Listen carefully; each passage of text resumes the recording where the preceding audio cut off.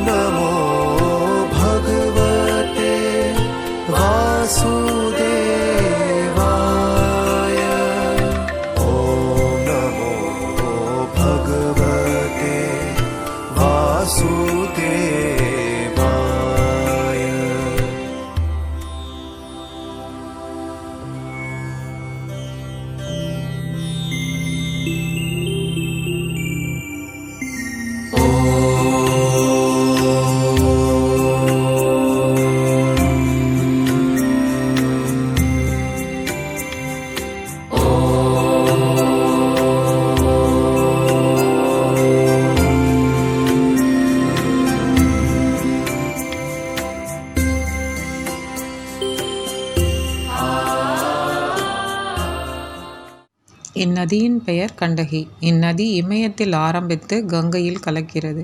பகவான் அருள் பெற்ற கண்டகி என்ற பெண் பகவானிடம் தாங்கள் எனக்கு பிள்ளையாக பிறக்க வேண்டும் என வரம் கேட்க அவ்வரத்தினை பகவான் அருளினார்.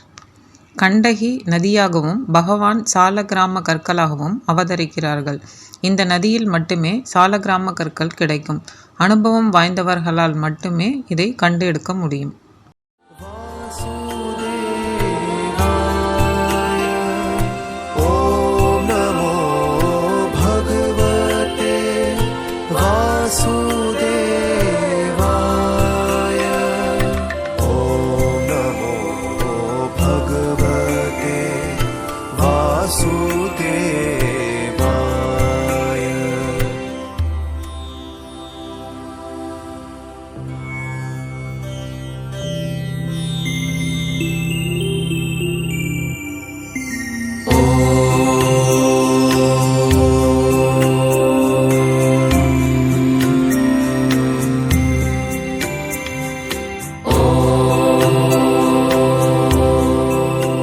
டம்சோம் வந்தடைந்தோம்.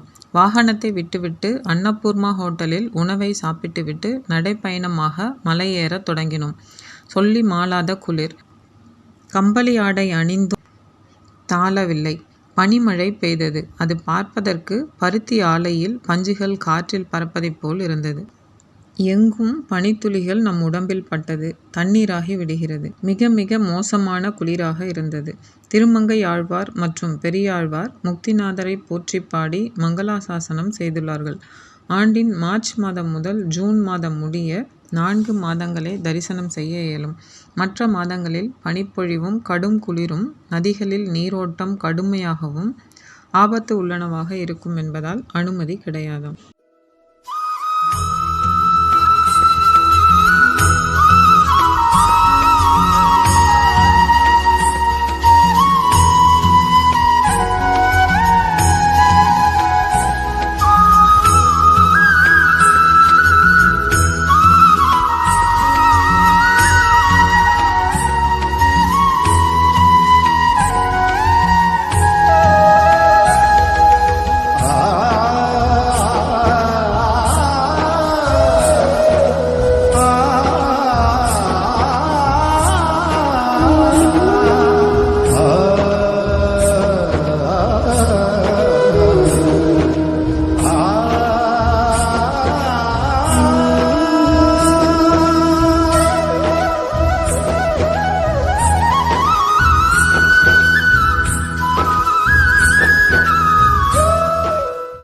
இங்கு இருக்கும் 2 குளங்களில் குளித்துவிட்டு மீண்டும் 108 தீர்த்தங்களில் குளித்து